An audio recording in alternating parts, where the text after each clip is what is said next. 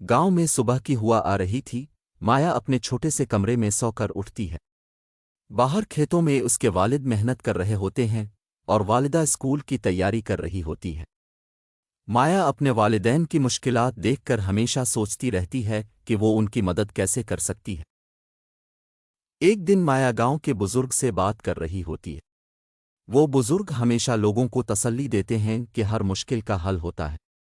माया ने उनसे पूछा, अगर हर मुश्किल का हल होता है तो फिर मेरी जिंदगी में इतनी परेशानियां क्यों हैं? बाबाजी ने मुस्कुरा कर कहा, बेटी, हर शख्स में अपनी मुश्किलात का हल निकालने की ताकत होती है, बस हमें इस ताकत को पहचानना होता है। माया उन बातों पर गौर करती है और फैसला करती है कि वो अपनी जिंदगी में आने वाली हर मुश्किल का हल तलाश करेगी। वो अपने वालिदैन के साथ खेतों में काम करती है और फिर स्कूल की पढ़ाई भी करती है। इसके दिल में अज़्म बेदार होता है कि वो अपनी जिंदगी में तब्दीली लाएगी। गांव में पानी की कमी का मसला सामने आता है। खेतों की फसलें पानी की कमी से खराब होने लगती हैं और गांव के लोग परेशान हो जाते हैं।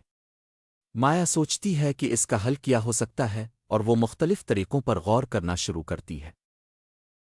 माया गांव के बुजुर्गों से मशवरा करती है और एक छोटे आबपाशी के निज़ाम के बारे में सोचती है। वो अपने वालिदैन से बात करती है और फिर इस मंसूबे को अमली जामा पहनाने के लिए काम शुरू कर देती है। गांव के कुछ नौजवान माया से राबता करते हैं और कहते हैं कि वो भी अपने खेतों के लिए पानी के बेहतर तरीके जानना चाहते हैं। माया उनकी मदद करने का वादा करती है और दोनों मिलकर एक नया मंसूबा बनाते हैं ताकि गांव में पानी की कमी को दूर किया जा सके। एक दिन गांव के खेतों में कीड़े हमला कर देते हैं और फसलों का नुकसान होने लगता है। किसान परेशान हो जाते हैं।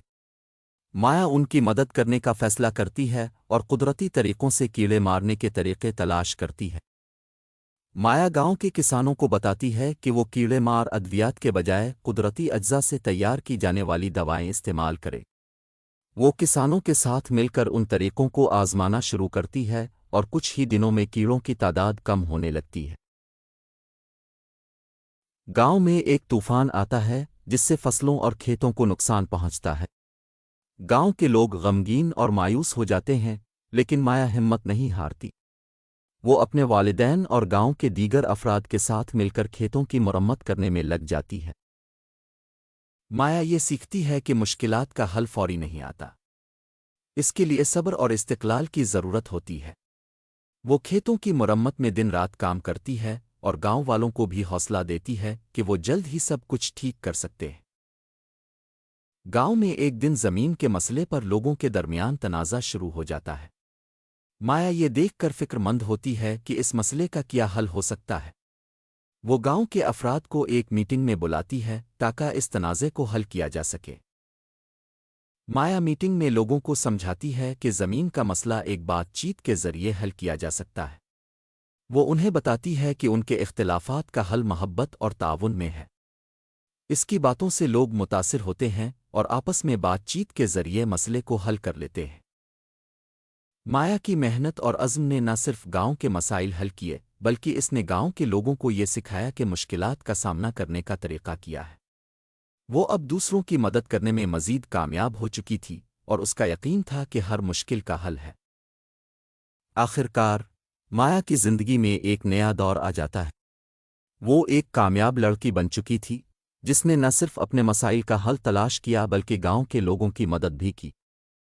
इसका मकसद अब लोगों को सिखाना था कि हर मुश्किल का हल मौजूद होता है, बस इंसान को अपनी सोच और अज़्म को सही समत में इस्तेमाल करना होता है।